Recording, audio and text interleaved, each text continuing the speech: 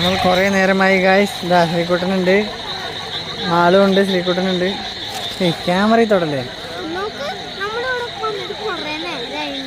ഇപ്പൊ മഴ പെയ്ത് വെടിക്കെട്ട് കാണാനാ വന്നെങ്കിൽ കുറെ കഴിച്ചു.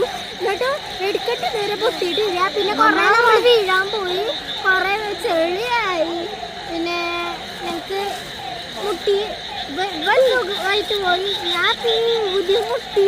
പടക്കം പൊട്ടണ എവിടെയാണ്? അവിടെയാണ് പടക്കം പൊട്ടുന്നത്. അവിടെ ഈ വിളക്കുള്ളോടത്തിന്റെ നേരെയാണ് പടക്കം പൊട്ടുന്നത്. അവിടെയാണോ പടക്കം പൊട്ടുന്നത്? ഓക്കെ.